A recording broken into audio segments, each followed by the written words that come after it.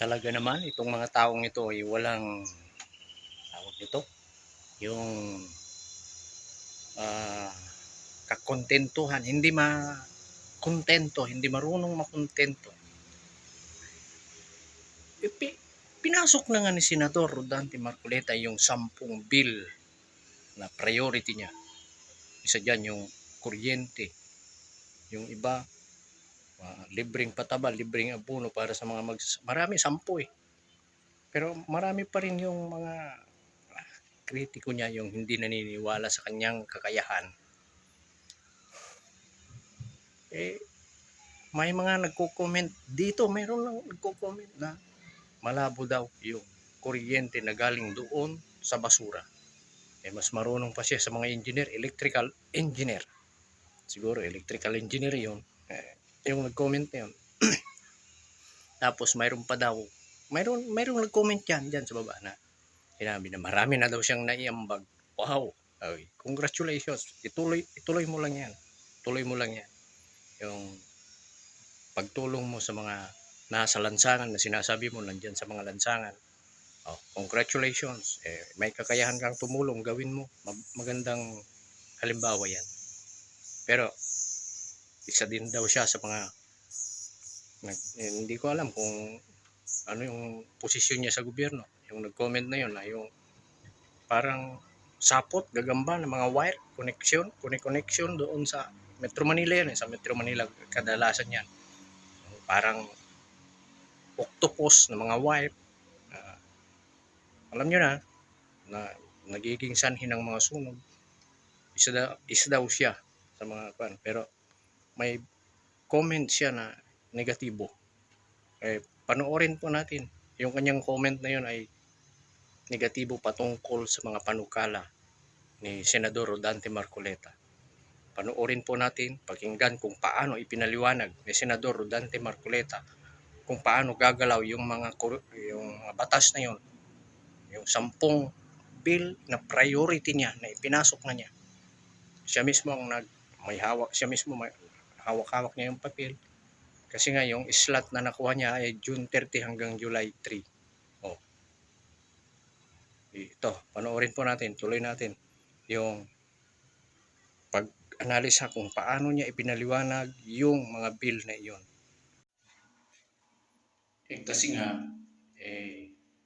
gusto ni Senador Rodante Marcoleta, maraming makikinabang. Hindi yung kagaya ng mga nandun sa ayuda lamang na minsan lang makatanggap ng ayuda.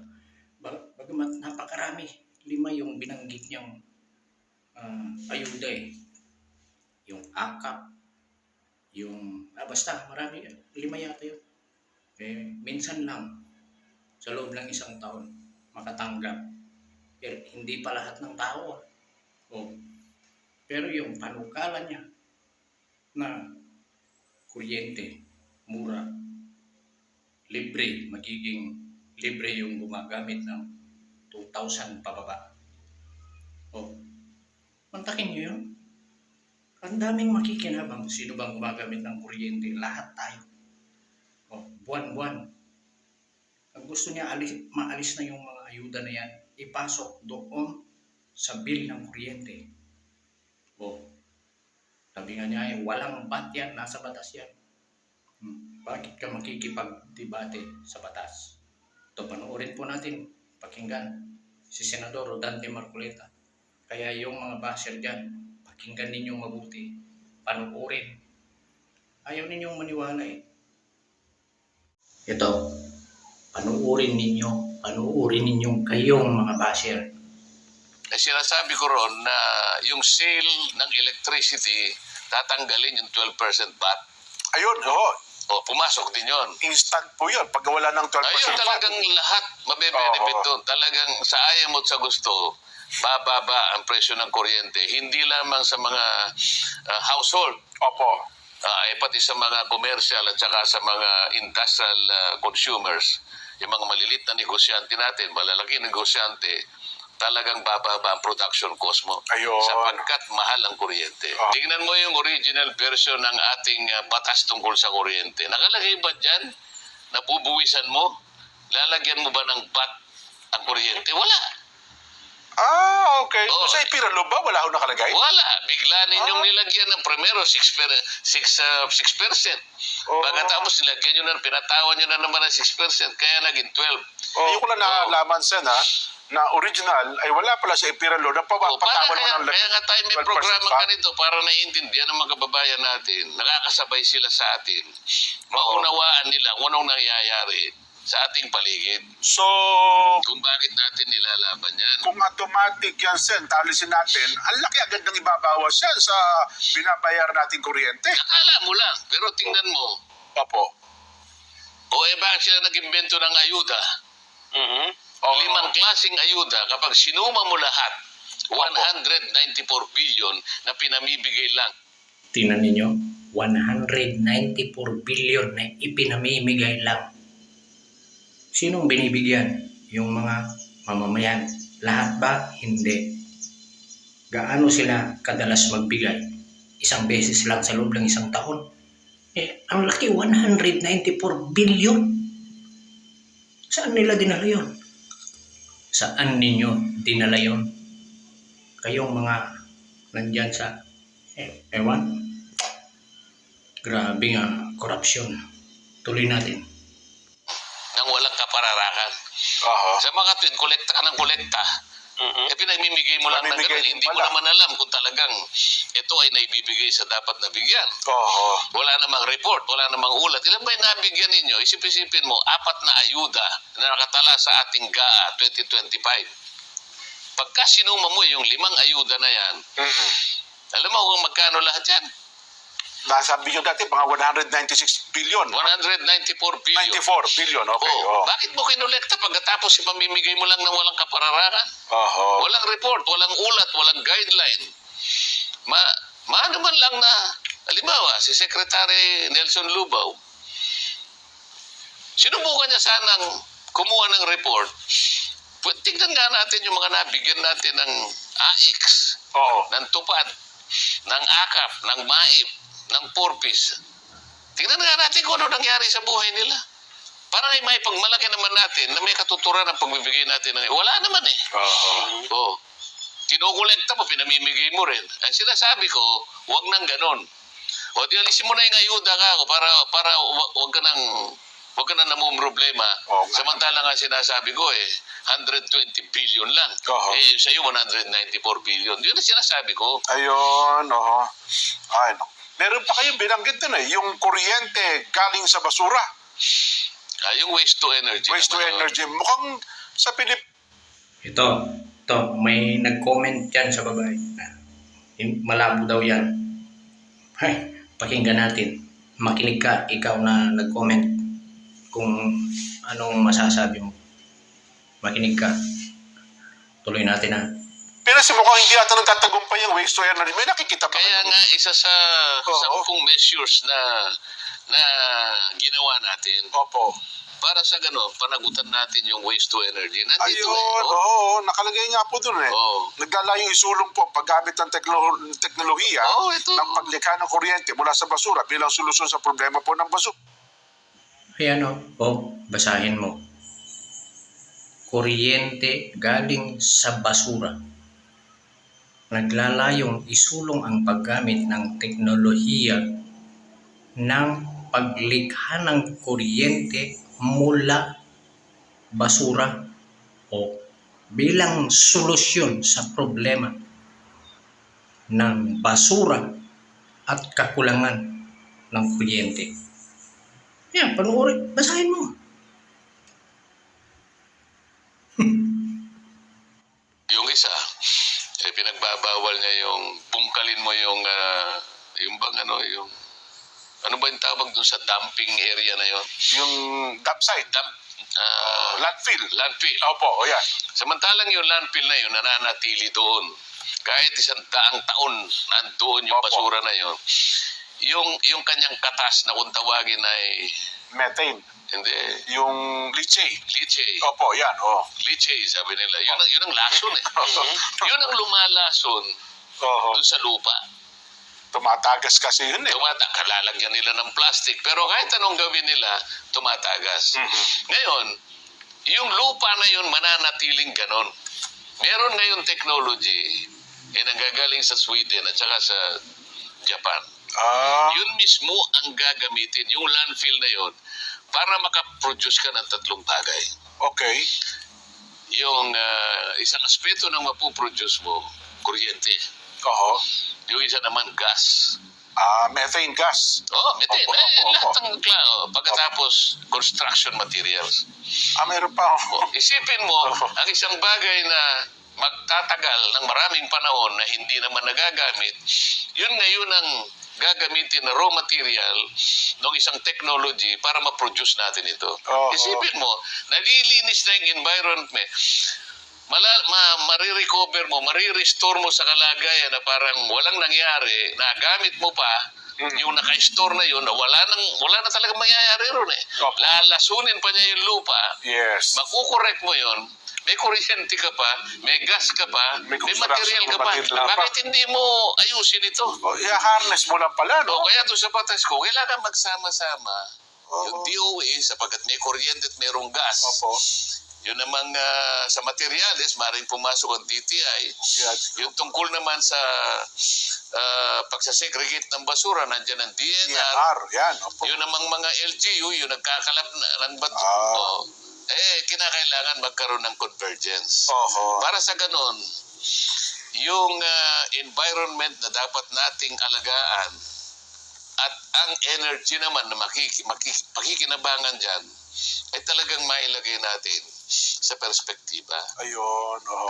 Nagkakasalabat ang mga batas. Ayaw ang incinerator. Ayaw, Ayaw mong i-incinerate. Pwede namang i-incinerate basta't wag lamang umuusok. Sabi Yun, ng opo. isa. Walang lumalabas Ayaw na, mong no? gamitin yung landfill. Sabi naman, pwede kong gamitin. Oho. Yung Clean Air Act, kailangan i-amend lahat yung mga yan. Oho. Umpisahan, kailangan merong mag-umpisa. Oho. Meron pang isa, Sen, ito kinatuwa ng mga misis ito yung downstream industry ng petrolyo. Ito po Hindi, yung LPG. LPG. Opo, LPG, yun na nga po. Oo. Na ang layon nyo po ay paglikha ng automatic pricing mechanism. Sabi ng mga miss, kami po matutuwa dyan, mga may-ari ng mga kantina. Ang laki daw po ng epekto sa kanila pag pumapalo yung presyo ng LPG. Mahalata mo kasi, Opo. pagka bumababa, mahalata mo ito, pag bumababa yung petrolyo, Opo. tinataas nilang LPG para doon sila, Doon makakabaw. kahit paano nako-compensate. Oho. Para nangyari, baligtad ka ako yan eh. Bumababa na nga, tapos itataas mo ito. Oho. Hindi po pwede ka niya kasi po, yung LPG po, ano po yan, upstream po yan. Upstream. Oho. Ay, downstream, sabi Downstream niya. ng ano po, petrol. Oh. Paano ako naging down gas nga yan? Di pa pataas yan? Basta ayusin natin. Opo. Oho. Kung makikita mo ito, pang mahirap lahat ito eh. Oo nga po Kung titingnan mo. May nakita pa ko Ang ito. nakakatuwa rito, kahapon pinail ko. Opo. Akala mo may gito 100,000 views? Yung yung paghahain. Yung pagpunta ko lang, Opo. Oo. yung pagpunta ko lang, pinail ko lang yung 10. Yun na nga po. Wala pa ako sinasabi. Ang dami nakabantay kasi sa Ang isang gusto kong nakita na comment, Katunayan yun na maraming nag-aabang sa kanya. Sabi niya, ipinost niya, nandun sa kanyang Facebook page. Yun nga, ang laki ng views. Hindi pa nagsalita, nag-file pa lang. Talagang kaabang-abang si Senador Rodante Marcoleta. sabi sa, itatagalog ko na lang, English kasi, Aha. sabi niya, itong taong ito, hindi ko gusto. Okay. At Oo. hindi, sa totoo lang, hindi ko siya ibinoto. Oho. Oho. Pero nung makita ko yung 10 bill Aha. na ibinal niya, Oho. mas merong sense kaysa doon sa mga maraming senador na nag-file eh. So sabi, isipin mo, hindi niya ako binoto. Oo Hindi nga mo niya po. kailangan sabihin pa yun eh. Totoo. Pero okay lang sa akin naman yun eh. Aha. Ay, isa pa, Sen, ito, natawa Ano ko ba yan? naman po. Hardin sa Paralan. Ba? Ito naman daw po pagsulong ng instructional garden sa lahat ng paralan sa basic education bilang pagpapalakas daw po ng agrikultura. So parang back to basic tayo dito, Sen. Hindi kasi yung food sufficiency kasi, Oo. nakatingin tayo lamang doon sa farmland na nandiyan sa tumana natin, Ayan. sa mga far-flung barangays. Sa mga sakahan. Nagkakaroon ng problema yung mga sakahan natin Samantalang kung tutulong yung urban farming natin dito, lalo na yung mga malalaking tipak ng lupa ng mga institusyon, no? Opo. Secondary, primary, marami, maturuan mo na kagad yung mga talaga namang meron kang mapagkukunan eh. Sa amin lang, pupunta ka doon sa likod namin. Meron ako isang papaya na bunga ng bunga. Ganun po. Oo. Minsan sabi ko sa papayang yan, biglang nagsanga ng dalawa. Okay. Nagsanga siya ng dalawa. Hindi ko maintindihan sa kanya, bunga na siya ng bunga. Ngayon Kasi ako, pagbunga, no? kapag hindi mo nilagyan ng suhay yan, Oo. babagsak eh. Ang dami. Hitik na Meron hitik. pala akong isang halaman na kahit hindi niya kayang Yung kanyang bunga. Yung hindi niya kaya suportahan kasi Opo. payat siya eh. Oo. Nilagyan namin ngayon ng dalawang tukod magkabila. Opo. Napakarami talagang Ganun po. o kamakailan ko lang pinalitan sapagkat na ano na siya, tumanda na siya. Napakaswerte. Tumanda yun, isang puno lang yun ha. Oo. Pero sinuplayan ako ng maraming Papaya. papaya na ginugulay Opo. at yung yun namang may naihinog din eh. Oo. Maliliit lang pero napakatamis nung lasa. Meron pa kayo para doon sa urban poor, yung inyong sektor, saan eh? Na, ano ba yun? Yung, nahanap ko eh. Yung para sa, saan ba yun? Ito to. Pagbibigay daw po ng exemption sa mga mahirap at walang kakayahang magbayad ng super seeds bond. Super seeds yan. Super seeds bond ba yun? Super seeds. Ano ibig sabihin niyan? Kahapon pa yung pinag-uusapan ni Nelson. Ganito yan eh. Oo. Ito na naman. Kayong dalawa na naman ang halimbawa. Opo. Ikaw naman ang mas... Mayaman. Hindi. Ikaw ang mukhang mas mahirap ngayon. Yan, sige. Ako yung may-ari ng lupa. Pansin nyo yung sinabi niya. Kasi pinost ni Senador Marcoleta yung kanya bill niya sa kanyang post, sa kanyang page. May post niya, sabi niya ay may nag-comment daw, umabot daw ng 100k views. Pinost lang niya yung bill, yung papel lang doon sa kanyang page, Facebook. May nag-comment daw, hindi daw niya ibinoto si Senador Marcoleta pero nakagawa na daw agad ng hakbang para sa kanyang mga gagawing mga plano na maisabatas. Natalo yung mga veteranong mga senador. Ayun, sana naman ay naliwanagan na kayo doon sa mga gusto ninyong maliwanagan tungkol doon sa mga batas na gustong ipatupad ni Senador Rodante Marcoleta. At sana nga may awa ang Diyos, maisakatuparan lahat yon. Kasi mahaba yun eh. Kung tapusin natin, mahigit sa oras yun nung pinanood ko doon sa Net25. Kaya hanggang dito na lamang po. Di bali na yung pangunahin yung sa kuryente, maging doon sa yung tungkol sa basura na doon kukunin ang kuryente. May mga nag-comment kasi dyan sa baba na parang siguro mga engineer yun na wala daw mangyayari doon sa basura na gagamiting source para magkaroon ng kuryente. At yung mga nagsasabi na nasaan na daw yung kuryente, so ito na, abangan na lang natin. Sana nga pirmahan ng presidente yung batas na yan na gustong gawin ng Senador Dante Marcoleta. Yung mga ayuda ay mawawala na, mapupunta sa lahat makikinabang, buwan-buwan magbabayad ng kuryente, mababa na yung iba, libre, yung 2,000 pababa malibre, pero yung gumagastos ng 3,000 pataas mababawasan kasi wala na yung mga bata. Yun lamang po. Maraming salamat sa patuloy po ninyong panunood sa aking channel.